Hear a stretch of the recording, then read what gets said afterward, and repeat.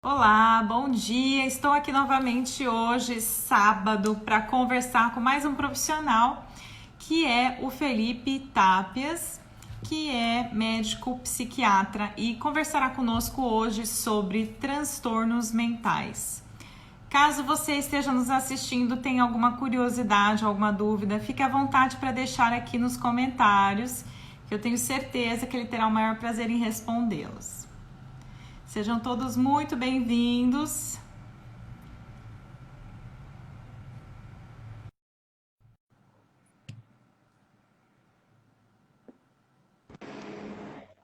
Olá, Bia. Olá, tudo bem? Como vai? Tudo bem com você? Tudo bem também. Tá me vendo bem, me ouvindo bem? Estou te vendo bem, estou te escutando bem. E você? Tá escuro? Não, eu tô te vendo bem, tô te ouvindo bem também, tá tudo certo. Então tá jóia, tá legal. Então tá bom. Fê, eu já te conheço um pouquinho, né? Só alguns aninhos. Sim, muitos aninhos. Pois é, melhor a gente nem falar sobre isso, né? Porque vai mostrar aí a nossa idade. Mas vamos lá. Queria que antes da gente conversar sobre esse assunto, que é muito bacana, muito pertinente, né, para esse cenário que a gente está vivendo, que antes da gente conversar sobre esse assunto, você pudesse se apresentar para o pessoal que está aí nos assistindo. Então, a primeira pergunta seria: quem é o Felipe? Então, quem sou eu? Eu me formei em 2013 na Faculdade de Medicina, Universidade 9 de Julho, aqui em São Paulo. Depois eu trabalhei como clínico generalista por um período de 1 ou 2 anos, e então eu fiz especialização em psiquiatria, eu fiz uma pós-graduação em psiquiatria,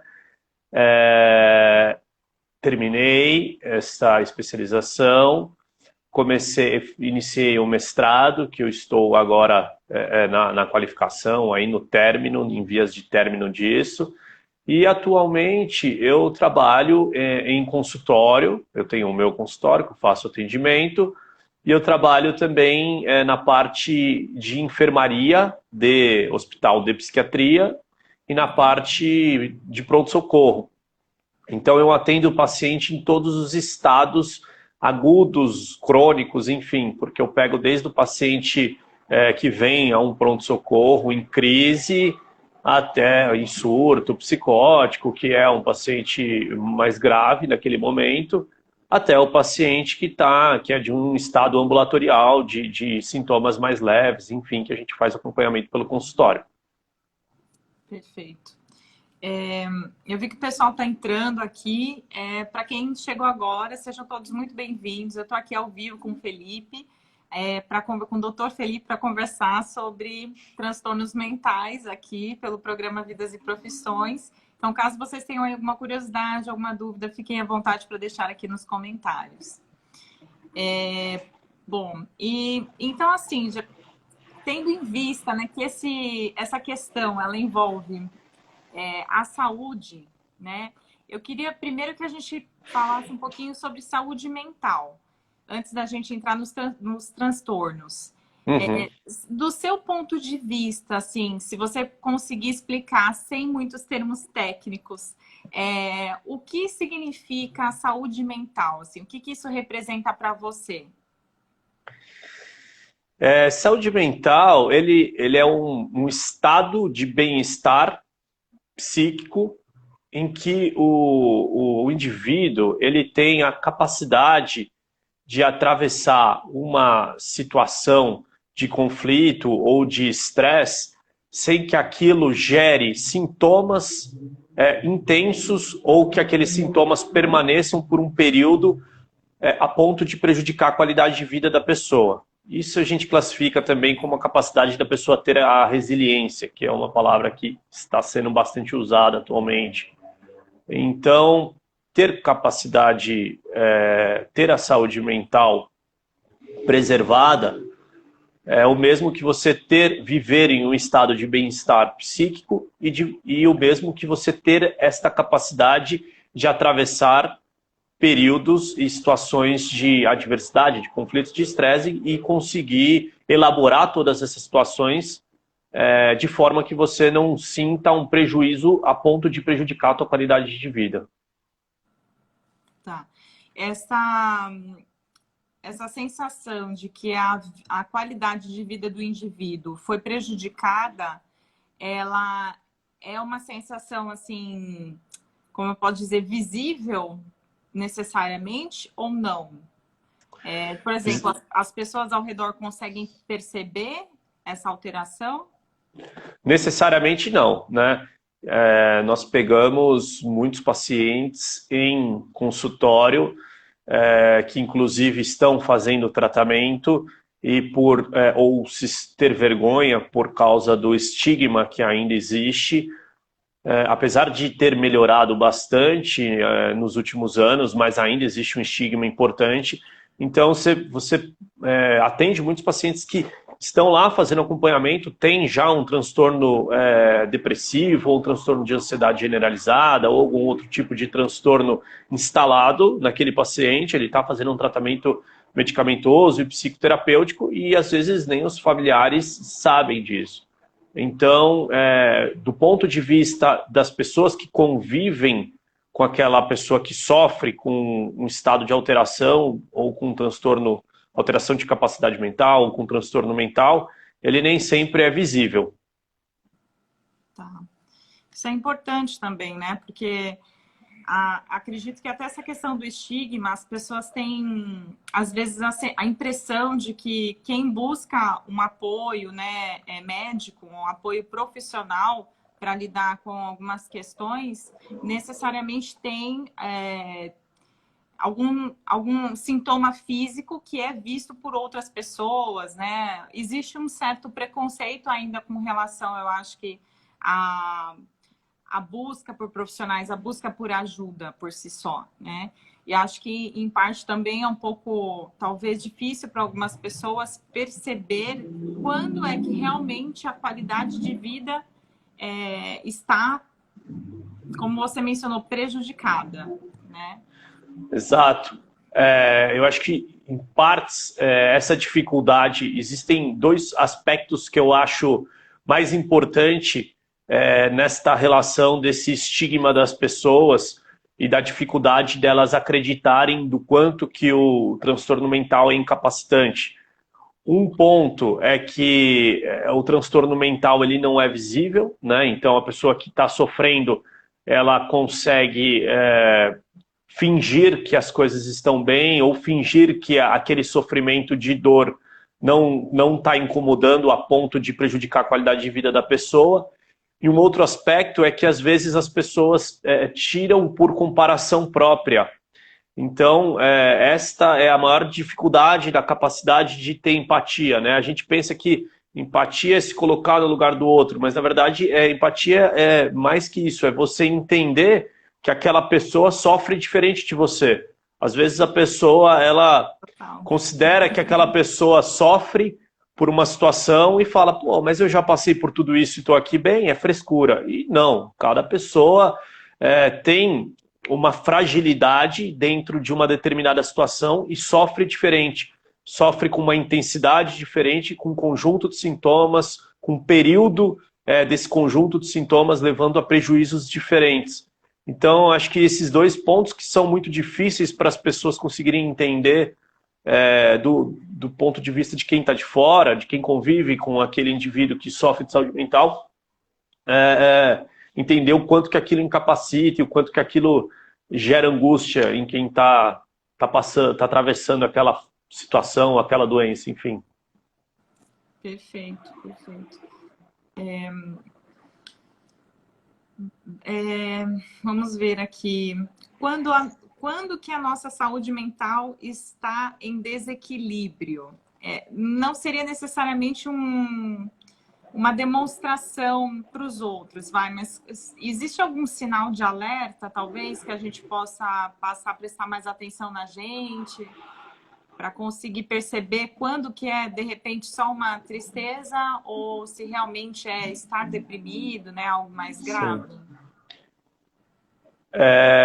é bastante difícil, principalmente para quem nunca sofreu de um transtorno mental, entender que naquele momento os sinais de alerta estão avisando para que aquela pessoa procure um atendimento em saúde mental, ou com um psicólogo, ou com um médico.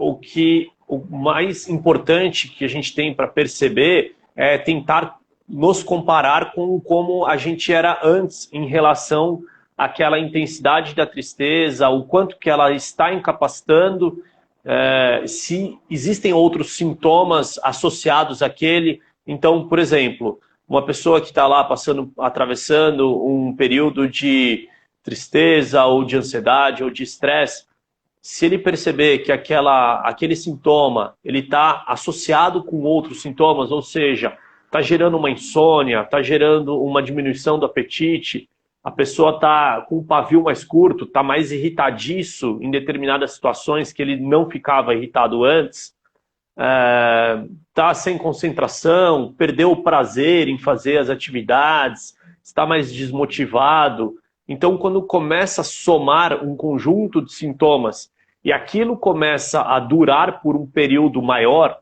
2 semanas ou mais, é um grande sinal de alerta para você procurar um profissional de saúde mental, que você realmente está atravessando uma situação que você não está conseguindo elaborar sozinho e que você precisa de um atendimento de um profissional para fazer um acompanhamento em relação àquele seu desequilíbrio.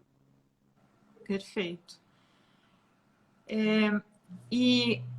Bom, a gente está falando aí por enquanto, né, a respeito de alguns sintomas, como você mencionou, que são, teoricamente, acredito, alguns sintomas mais comuns que podem acontecer aqui por exemplo, aqui no Brasil, de pessoas que estão aí sofrendo, provavelmente também por causa desse cenário atual, mas que são sintomas que podem ser indícios de diversos transtornos, né, Fê? Não necessariamente de um só. Então, eu queria que você explicasse o que seria essa expressão, o que significa transtorno mental. E existe alguma diferença entre transtorno mental e a palavra doença? O transtorno mental, ele é um conjunto de sinais e sintomas, então precisa ter vários daqueles sintomas, e aqueles sintomas eles precisam ter um período mínimo de duração, né? Os transtornos, eles, diferentemente das doenças, eles não têm a fisiopatologia bem descrita. Tá? Então, quando a gente fala, toda vez que a gente fala em uma doença, sei lá, uma doença de Crohn, que é uma doença intestinal, do trato gastrointestinal, uma doença, uma insuficiência cardíaca congestiva, a gente sabe exatamente a fisiopatologia, a causa exata do que fez com que aquilo gerasse a doença. O transtorno, ele é um conjunto de sintomas e de sinais que tem um período de duração e que existem algumas hipóteses que nós levantamos para ter o desenvolvimento daquele tipo de conjunto de sintomas, mas que a gente não estabeleceu ainda exatamente. Essa é a grande diferença de chamar como chama? Um sofrimento psíquico ou físico de doença ou de transtorno. Ah, perfeito. E aqui no Brasil, quais são os transtornos mais diagnosticados? Os transtornos mentais mais diagnosticados aqui no Brasil, a maior prevalência é de transtorno depressivo e transtorno ansioso. E assim como aqui no Brasil, em todo o mundo, né? O transtorno depressivo, ele, a partir do ano de 2020, a Organização Mundial de Saúde sinalizou que foi o transtorno que mais incapacitou as pessoas de trabalharem, né? Antes, em primeiro lugar, eram doenças osteomusculares. Então, algo como a lesão do esforço repetitivo, doenças como de coluna, dores de coluna, enfim. E nesse momento o transtorno depressivo ultrapassou e então ele tem gerado mais limitação pelo aumento da prevalência de pessoas que têm ficado com transtorno depressivo, do aumento de diagnósticos feito também do transtorno depressivo, porque houve também uma desestigma, perdeu-se um pouco o estigma da doença, do transtorno depressivo nos últimos tempos, então as pessoas têm chegado, têm ido mais aos consultórios e procurado mais atendimento médico, e aí essa é um dos motivos do grande aumento da prevalência dos transtornos depressivos. Os transtornos ansiosos estão logo atrás, muito próximo, como transtornos que também geram incapacidade. E aí, dentro dos transtornos ansiosos, existem vários, como transtornos do pânico, tem o transtorno de burnout, que aí vem uma síndrome com sintomas depressivos e ansiosos ao mesmo tempo. Portanto, são esses. No caso, esses transtornos, né, eu percebo que eu não sou da área, né, eu não sou médica, mas a sensação que eu tenho é que as pessoas elas estão, de um tempo para cá, muito mais preocupadas em, às vezes, ter dinheiro do que em ser feliz. E, né, que na verdade, é a minha experiência na área de RH, né? Sim. Então, eu acho que talvez até essa questão de escolhas, né, de opções do que você realmente vai fazer ao longo da sua vida, de talvez não estarem alinhadas com a sua essência, ou do que você realmente quer, do que você realmente ama, talvez tenha gerado nas pessoas essa tristeza, né, essa talvez depressão, não sei, e até ansiedade, né? Eu acho que a ansiedade também tem um pouco a ver com a questão da tecnologia, né? Porque toda hora a gente está mudando, consumindo mais, e tem novas atualizações e novos aparelhos, e a gente está como se fosse parte do nosso comportamento descartar, trocar e proporcionar essa sensação de urgência, de imediatismo. Eu acho que reforça um pouco também a questão da ansiedade, né? Demais. E o como a gente, com essa capacidade da tecnologia, nos trazer o que a gente precisa na hora que nós queremos. Então, as necessidades agora, elas são cumpridas muito mais rápido. Qualquer coisa que nós precisamos, com muita facilidade, a gente consegue lá através de aplicativo, através de... Enfim, as coisas estão muito mais fáceis.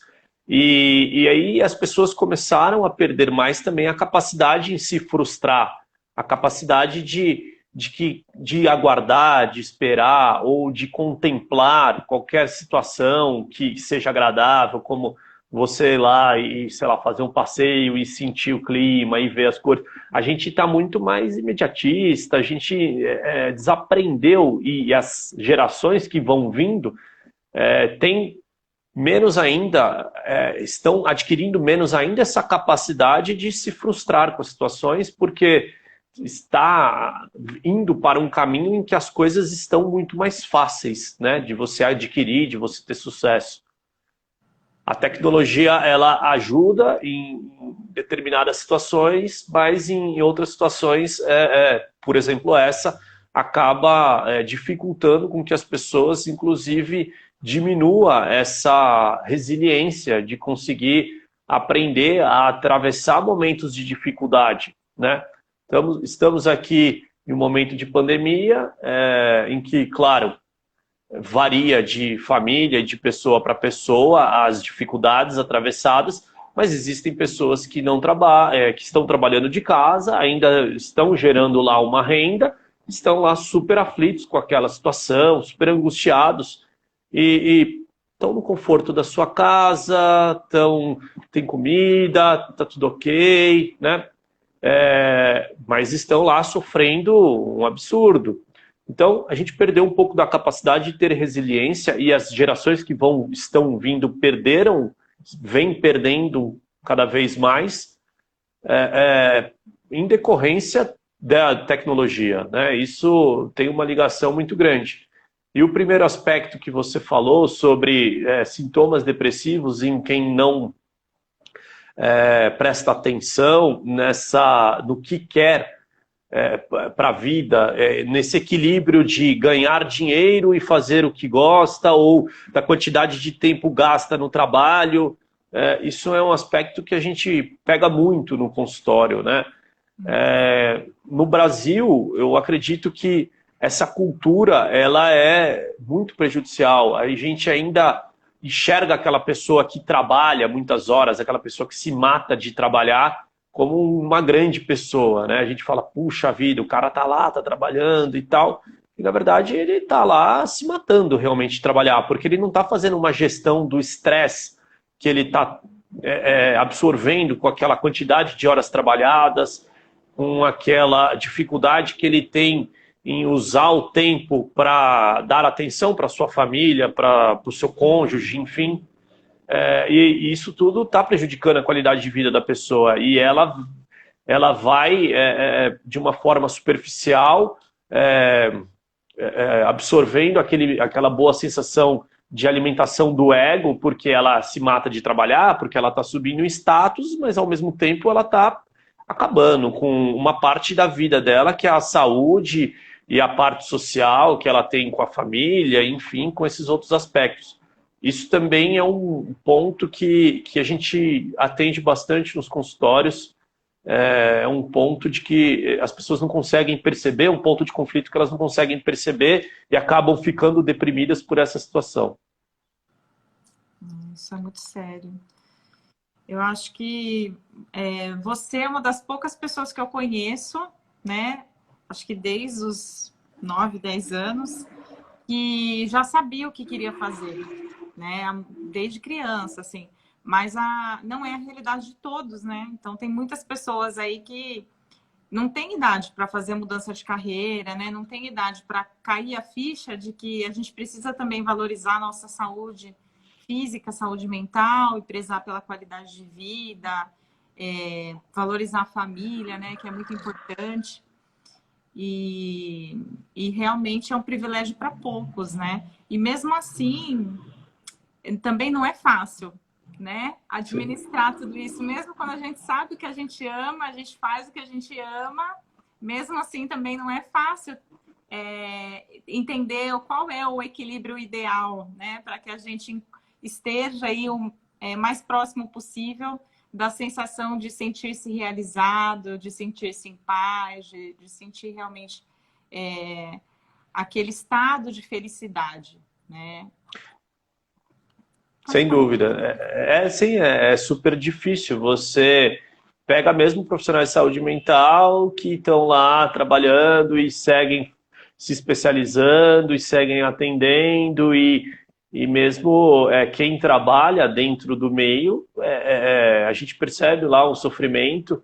É claro que ele tem um senso de percepção mais fácil e quando a gente aborda esse aspecto em quem trabalha com saúde mental, consegue parar para fazer uma análise com uma facilidade maior, mas a gente enxerga isso em momentos da nossa vida. Eu, pelo menos, já atravessei várias vezes em que eu estava lá trabalhando demais, enfim, e dando maior atenção para esta parte da vida, que é do trabalho, e sofrendo com enxaqueca, e angustiado, com ansiedade e tal.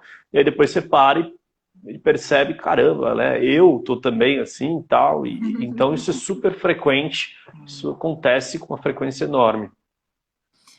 Esses dias eu assisti um filme, O Vendedor de Sonhos, que é baseado no livro mesmo, né? É um filme brasileiro. Eu assisti. Assistiu? Do Augusto Cury, o livro até. Gente, sem palavras, é maravilhoso. É sensacional, eu adorei esse livro. Ele é um livro, mas que fizeram esse filme, mas eu também achei muito legal, né? A história do psicólogo e toda a situação que ele atravessa. Acho que é exatamente disso que a gente está abordando aqui, né? de como ele dava atenção à sua vida profissional e como ele estava lá vivendo angustiado com outros aspectos que ele não conseguia perceber. Isso é bastante interessante. Esse filme é maravilhoso, eu amei. Vamos lá. Acho que tem até uma pergunta aqui que eu já tinha meio que feito aqui, mas vamos lá. Os transtornos mentais, eles são desencadeados por fatores externos ou existem transtornos que são genéticos? A grande maioria dos transtornos mentais são ocasionados por fatores externos, fatores de vida que nós chamamos de biológicos e psicológicos, e de fatores genéticos. Quando a gente pega os transtornos dentro da psiquiatria, os transtornos mentais, eu vi uma vez uma explicação de um professor e eu achei bastante interessante, pensando em 2 pontos e traçando uma linha entre os 2 pontos. Existem alguns transtornos mentais que eles falam mais a respeito de fatores genéticos e alguns transtornos que estão mais relacionados a fatores externos, que são esses de conflitos que nós passamos, de traumas, enfim. Então, quando nós pegamos, por exemplo, um transtorno de estresse pós-traumático, é bastante prevalente nos Estados Unidos, porque existem muitos soldados que vão para a guerra. No Brasil, tem lá sua prevalência, por causa da criminalidade, dos assaltos. Então, o transtorno de estresse pós-traumático é uma situação em que a pessoa vive um trauma em que ele quase morre, né? Um trauma muito importante, em que a vida dele corre risco e que ele vivencia aquilo em sonhos ou flashbacks durante o dia, que gera sintomas ansiosos e depressivos. Por exemplo, o transtorno de estresse pós-traumático, ele está muito mais relacionado a fatores externos, porque você tem que ter atravessado aquela situação de trauma para poder desenvolver aquele tipo de transtorno. Agora, os transtornos como o transtorno de espectro autista, como a esquizofrenia, ele está muito mais relacionado com hereditariedade. Quando nós fazemos estudos, a gente observa uma prevalência muito grande em gêmeos unizigotos, que são aqueles gêmeos idênticos. A gente observa uma prevalência muito maior de quando um gêmeo tem, o outro desenvolver também, porque o fator genético é preponderante. E aí, os transtornos ansiosos e depressivos, entre outros, eles ficam dentro dessa linha do meio aqui. E varia lá de caso a caso. Nós percebemos que, às vezes, alguns transtornos depressivos, eles estão relacionados a algum fator. Provavelmente aquela pessoa herdou algum fator hereditário, mas também alguma situação de trauma, de conflito que ele atravessou, colaborou para ele ter desenvolvido. Em alguns momentos, nós conseguimos observar, realmente pontuar aquele fator que desenvolveu o transtorno depressivo. Em outros momentos, não. Existem pessoas que chegam no consultório lá, puxa, eu estou super bem, eu tenho saúde, meus filhos estão bem, eu estou aqui trabalhando, graças a Deus eu tenho tudo, e deprimir, e até se sentem culpados por isso. Mas não, porque como existe esse fator genético em alguns tipos de transtorno depressivo que são mais preponderantes para a pessoa desenvolver o transtorno, então ele desenvolve sem ter um fator externo lá muito bem delimitado para que ele tenha começado a sofrer com aquilo. E alguns outros de transtornos ansiosos e depressivos, a gente observa que tem um fator externo mais que a gente consegue pontuar melhor. Então, respondendo, eu não sei exatamente a porcentagem, mas ela é muito alta. A prevalência dos transtornos psiquiátricos, eles têm como causa a mistura dos fatores hereditários e dos fatores externos. E dentro dos fatores externos, nós consideramos os fatores psicológicos, que são os traumas, a grosso modo, e os biológicos são tudo que está relacionado com o que aquela pessoa viveu em relação a como ele se desenvolveu, o que ele se alimentou, como que era o ambiente da casa dele e tal. Isso é a relação dos fatores biológicos.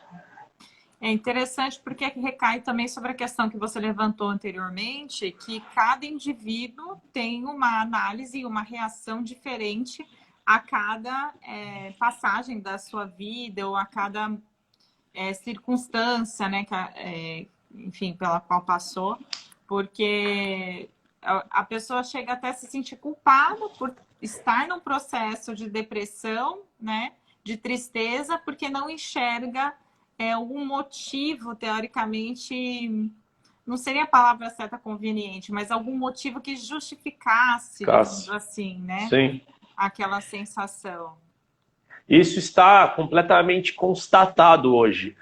Nas pesquisas científicas, conseguiu separar genes que mostram a capacidade da pessoa ter mais resiliência ou não. Então, existem pessoas que você vê que a história é super sofrida, né? Puxa, perdeu a mãe, o filho, trabalha em condições super angustiantes, em que pega um transporte público, enfim, aquela pessoa sempre chega sorrindo, se fala puta lição de vida e tal.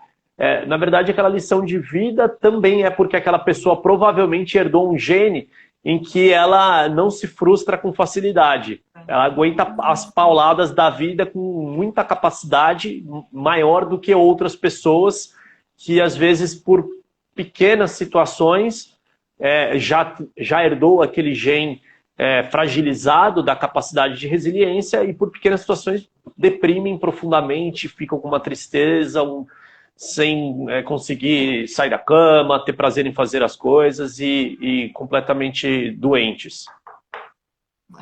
Até porque, no caso, né, dos sintomas da depressão, as pessoas realmente, tem algumas pessoas que chegam a não levantar mesmo da cama, a não tomar banho, a não comer, a não sair de casa, né? Realmente tem pessoas que têm, digamos assim, consequências bem graves, né? E que aí, de fato, são notadas pela família, né? Enfim, ou pelo menos com as pessoas que são ali próximas, né? Entrando, então, nessa questão, você acredita que o papel da família é importante nesse momento? A pessoa tá com alguma sensação ali negativa, tá começando a desconfiar que é algo mais sério. Você acha que faz diferença comunicar a família, não comunicar? De novo, é extremamente importante e, de novo, nós temos embasamento científico sobre isso. Você fazer uma psicoeducação com os familiares do paciente, com o paciente, diminui o risco de recaída em alguns tipos de transtorno dentro da psiquiatria, como transtorno depressivo e até como a esquizofrenia. Portanto, você explicar para o paciente como é aquele tratamento, para que a medicação serve, para que a terapia serve, chamar os familiares, explicar como eles precisam lidar com aquele sofrimento daquele paciente individualmente. Algumas pessoas têm uma cultura em que não conseguem entender ou tem lá um preconceito com a doença mental. Então, tem alguns trabalhos que são muito mais difíceis de você conseguir explicar como é aquele sofrimento daquele familiar. Precisa de mais de uma consulta familiar para você conseguir mediar e fazer com que aquele familiar acolha o paciente da forma correta, né?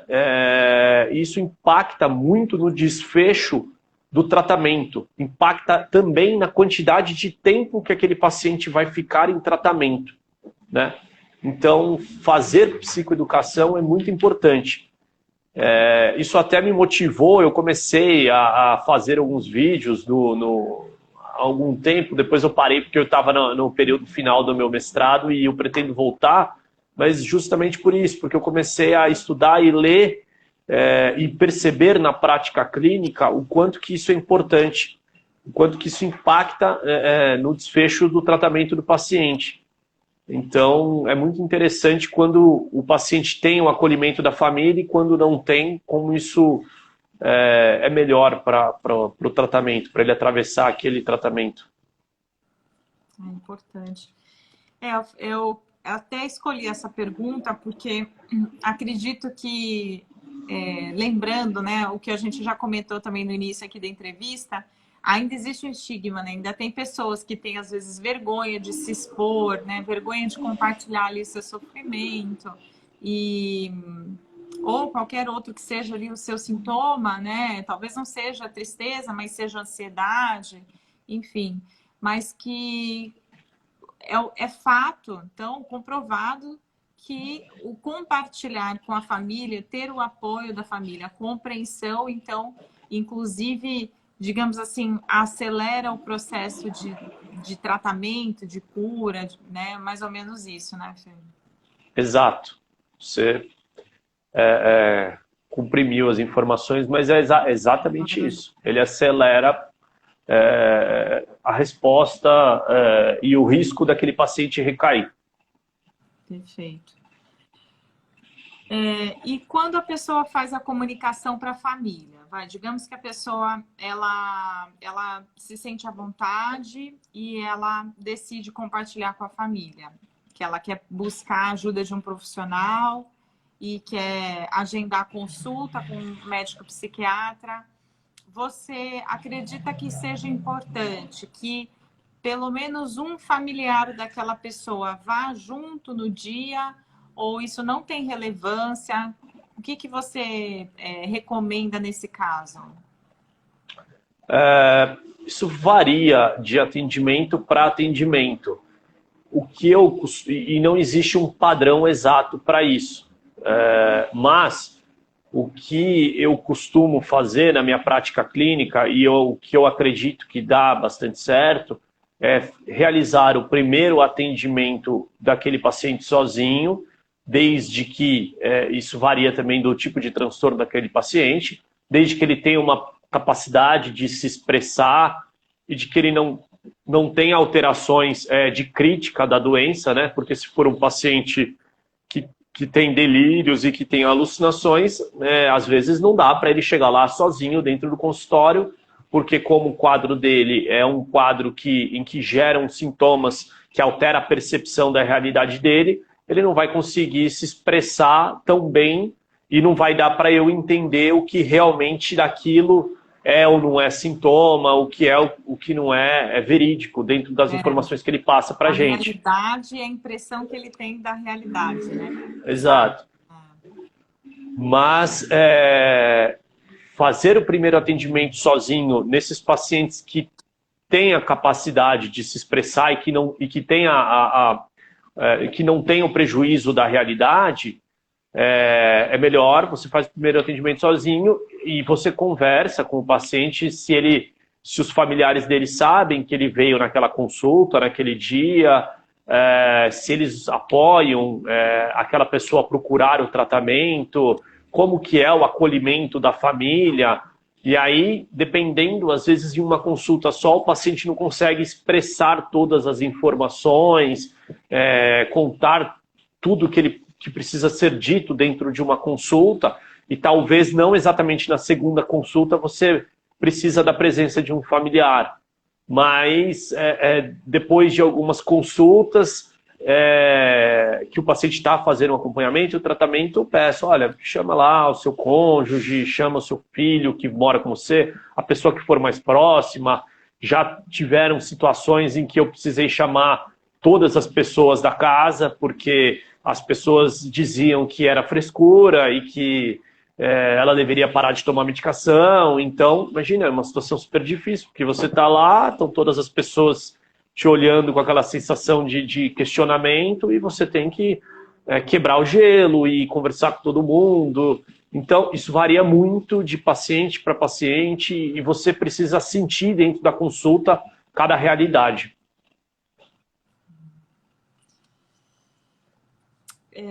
E com relação ao tratamento, né? Uma vez que a pessoa ela busca ajuda, ela é diagnosticada e ela inicia um tratamento. E aí, no caso, eu me refiro ao tratamento medicamentoso. O tratamento medicamentoso, ele substitui a terapia com um acompanhamento com um psicólogo? Nunca. Quando a gente faz um tratamento medicamentoso, na esmagadora parte dos transtornos psiquiátricos, nós precisamos da complementariedade do tratamento psicológico, né? Existem casos de pacientes que eu acompanho em que simplesmente não dá para eu fazer o tratamento só com medicação e que às vezes quando o paciente ele é muito resistente e ele tem crítica de que ele precisa fazer o tratamento psicológico, mas ele não aceita, eu posso até optar por não atendê-lo mais. Olha, eu não consigo mais dar seguimento ao seu caso, infelizmente, porque você precisa ter o tratamento com o psicólogo associado ao tratamento medicamentoso, senão eu não vou conseguir impactar o seu tratamento. E eu estou sendo conivente, em parte, porque eu estou prescrevendo medicação e você não vai melhorar, você só fazendo isso. Então, o tratamento medicamentoso, ele nunca ele vai substituir um tratamento com um profissional, com um psicólogo. Os tratamentos com psicólogo são extremamente importantes e eles servem de complementação para o tratamento psiquiátrico. Tem alguns tipos de transtorno, inclusive, em que a gente não prescreve medicação. A gente fala, olha, esse seu tratamento, nesse momento, é só com o psicólogo. Eu não preciso que você faça uso de medicação agora. Você vai voltar daqui 1 ou 2 meses, e aí varia da intensidade, da quantidade de sintomas, para eu te reavaliar. E se esse conjunto de sintomas continuar te dando um prejuízo ou aumentar a intensidade do prejuízo dos sintomas, aí eu prescrevo a medicação ou não, ou dou alta da psiquiatria e ele vai só fazer o acompanhamento com o psicólogo.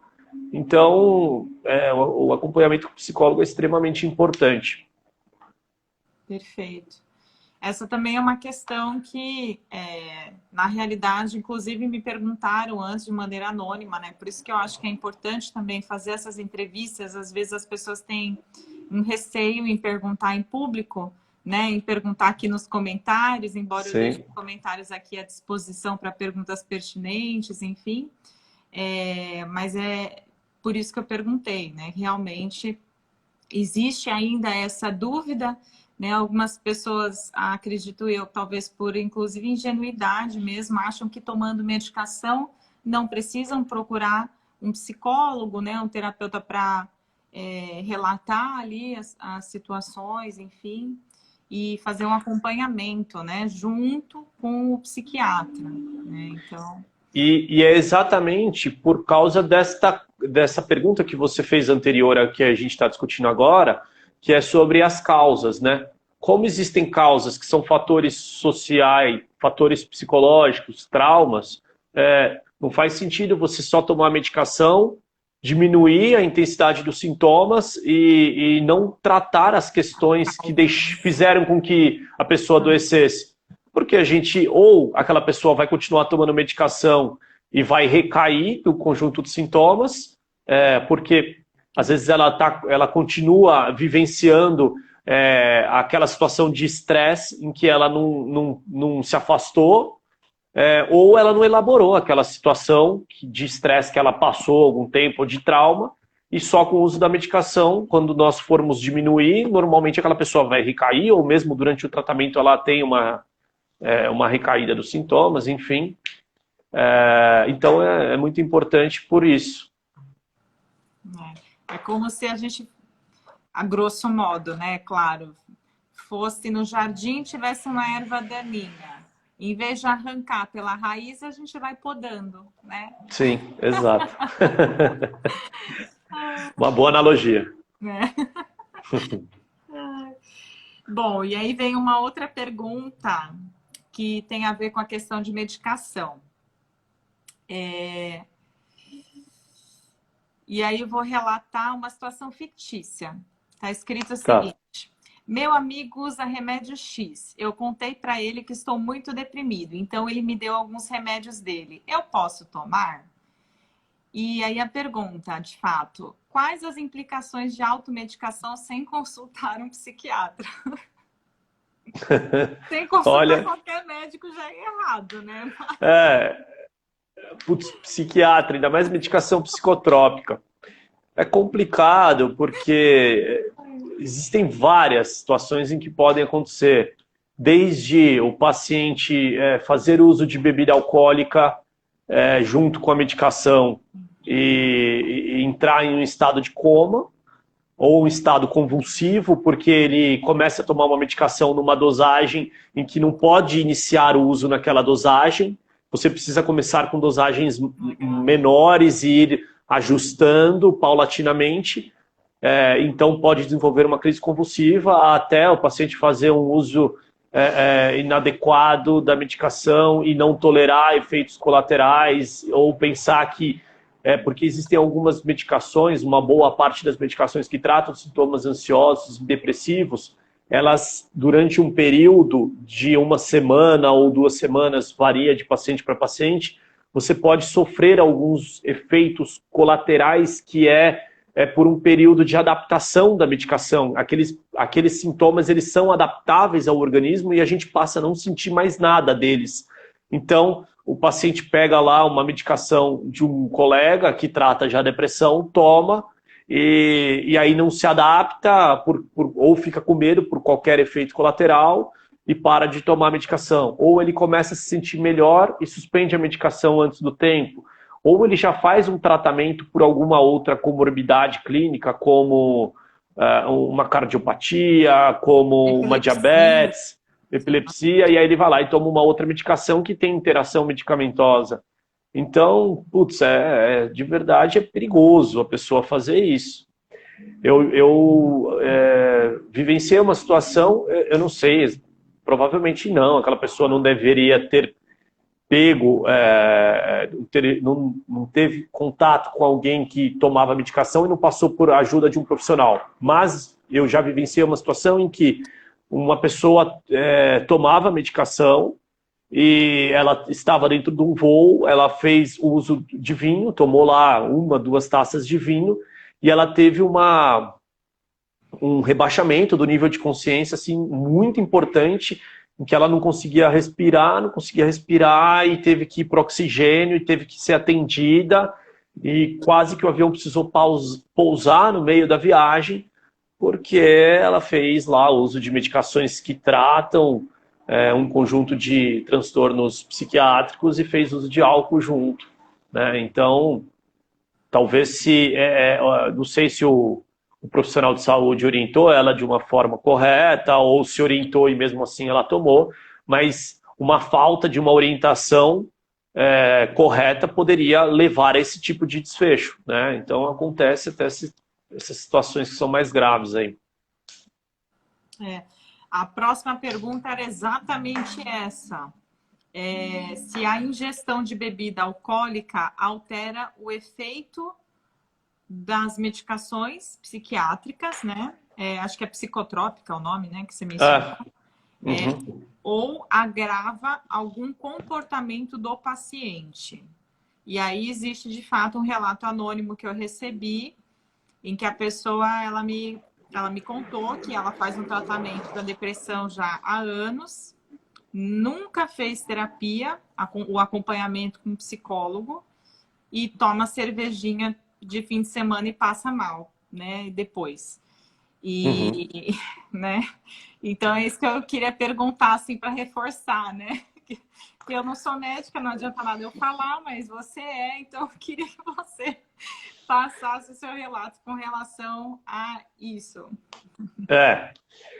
Essa é uma situação bastante complexa, porque a gente não tem um nível seguro para poder ingerir álcool e fazer uso de medicações psicotrópicas, né, que são essas medicações que a gente usa para tratar os transtornos mentais. Então, a resposta correta é sempre não, né? Porque algumas medicações, elas interagem de uma forma que é praticamente um veneno, você fazer o uso de bebida alcoólica com o uso do psicotrópico, porque potencializa um efeito de rebaixamento do sistema nervoso central, em que a pessoa entra num estado de sonolência tão profunda em que ela para de respirar. Essa é uma forma de você se intoxicar com a associação do psicotrópico com bebida alcoólica, ou entrar em um estado de euforia, ou a medicação diminuir o efeito terapêutico durante o uso daquela bebida alcoólica. A medicação é metabolizada pelo fígado e a bebida também é metabolizada pelo fígado, e isso acaba gerando uma interação em que... Sim, recarrega, sobrecarrega o fígado e acaba prejudicando. Então, é bastante complicado essa situação. E é difícil porque os transtornos psiquiátricos, normalmente, eles precisam de um tratamento que duram lá 6 meses, 1 ano, e aí variam de paciente para paciente ou mais. E tem contextos de pessoas em que o álcool é muito importante no contexto social, então é uma situação bastante difícil, as pessoas às vezes param o tratamento justamente por isso. Então, tem que ser muito bem explicado, explicar os riscos, e conversado com o paciente sobre o quanto ele pode ter de benefício sem tomar o álcool e o quanto o risco que ele assume de ingerir o álcool dentro dessas situações. Perfeito. Tem uma pergunta aqui, a título de curiosidade, né? Faltam aí apenas 9 minutos para a nossa live encerrar, que é automaticamente, né, encerrada pelo Instagram. Finaliza. Então, vou aproveitar aqui uma pergunta enviada por um dos telespectadores, que é a seguinte. Uma pessoa com transtorno de bipolaridade e possíveis comorbidades se recusa a fazer psicoterapia. Como tratar? Com transtorno de bipolaridade e possíveis comorbidades. Se recusa a fazer psicoterapia. Como tratar? Olha, obrigado pela pergunta. É uma pergunta ótima e é uma situação que é muito comum dentro dos consultórios. É delicada a situação, porque em transtornos de bipolaridade sim um aspecto importante que impacta muito na resposta do tratamento daquele paciente. Então, é importantíssimo que ele faça o acompanhamento psicoterapêutico associado, mas se a pessoa tiver juízo crítico e noção, a pessoa pode responder e optar, porque a pessoa com transtorno bipolar, quando essa é um tipo de transtorno que é tratável, apesar de não ter cura, é tratável. A pessoa fica em períodos, em alguns períodos maiores, outros períodos menores, mas períodos muito estáveis. Algumas pessoas passam muitos anos em períodos de estabilidade, né? Portanto, se elas optarem durante esses períodos de estabilidade por não fazer o tratamento, é um risco que ela está assumindo, né? Não é porque a pessoa tem um transtorno mental que ela não tem nenhuma capacidade de optar por opções dentro da vida dela, opções civil, opções, enfim, de vários aspectos. Um deles é de fazer ou não um tratamento complementar com psicoterapia. Então, não há o que fazer. Mesmo o psiquiatra explicando e fazendo lá a psicoeducação do quanto aquilo é importante para o paciente, se o paciente optar, ele estiver estável e ele optar por não fazer um tratamento psicoterapêutico, infelizmente não tem o que fazer. É um paciente que você vai acompanhar com o uso de medicação, mas que o risco dele recair vai ser muito grande. O risco dele não saber fazer uma gestão de estresse é muito grande. Ele pode se expor a situações de estresse maior. Ele pode esquecer que ele tem limitações. E a pessoa tem dificuldade em lidar que ele tem um transtorno mental e que ele tem limitação, em que ele não pode ficar acordado até muito tarde, que ele não pode fazer uso de bebida, em que, enfim. Então, o risco daquela pessoa se desestabilizar vai ser muito maior. A gente tem aí só mais 5 minutinhos aqui do Instagram, né? Tem mais uma pergunta aqui, depois a gente vai ter que encerrar, infelizmente. A pergunta é a seguinte. Sinto que não me reconheço mais e que vou sumir de mim. Meu coração acelera, a mão gela, o corpo adormece. Isso há 2 meses. O que poderia ser? Tá. É difícil só com esse conjunto de sintomas eu falar com certeza o que é, mas são sintomas que podem ser ocasionados por transtornos ansiosos, e aí pode ser uma situação de estresse que aquela pessoa está atravessando, muito importante, uma situação de luto em que ela perdeu alguém ou que ela está atravessando uma separação, ou um transtorno de pânico, síndrome do pânico, ou uma crise de pânico, ela vem com sintomas que nós chamamos de autonômico, então com palpitação, falta de ar, com uma sensação de despersonalização, que ela não consegue entender, ela não consegue, ela sente uma angústia, porque parece que não é ela que está dentro do corpo dela, ou de desrealização. Então, esse conjunto de sintomas pode ser ocasionado por um transtorno de estresse ou um transtorno ansioso. Essa é a maior frequência em que nós temos com esse conjunto de sintomas. Acho interessante pela intensidade, pelo número de sintomas e pelo período que essa pessoa está atravessando, que ela procure uma ajuda de um profissional. Ela pode procurar um psicólogo que, se o psicólogo fizer avaliação e perceber, e ele tem capacidade para isso, ele perceber que aquele conjunto de sintomas é importante e que ele precisa de um acompanhamento com um psiquiatra para fazer um uso de medicação, ele vai encaminhar, ou ela pode ir diretamente para o psiquiatra, que também ele vai avaliar, vai prescrever a medicação se caso houver necessidade, ou ele vai contra-referenciar lá para o profissional psicólogo ou vai fazer um acompanhamento conjunto, né? Mas eu acho muito importante que essa pessoa procure um profissional de saúde mental, né? É um conjunto de sintomas aí bem incapacitante. Prejudica bastante a qualidade de vida, né? Com certeza. Sem dúvida. Felipe, queria te agradecer por você ter aceitado esse desafio de fazer essa entrevista ao vivo aqui no programa Vidas e Profissões. Imagina. Eu queria que você, não sei se você está fazendo teleatendimentos também, mas se você quiser passar o seu contato para as pessoas que estão assistindo, caso alguém tenha interesse em enviar alguma outra dúvida ou em agendar um atendimento, fica à vontade. Eu tenho um site que é www.dr, de abreviação de doutor, felipetapias.com.br. É diferente do meu nome aqui do Instagram.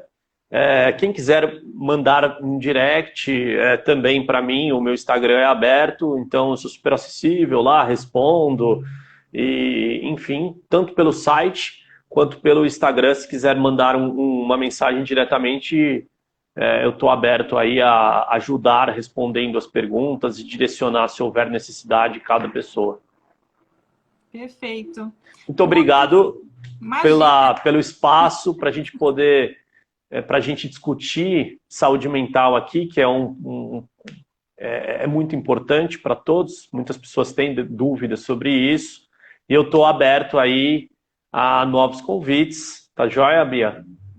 Vou adorar ter você aqui para a gente conversar mais um pouquinho sobre esse assunto que é tão importante, né?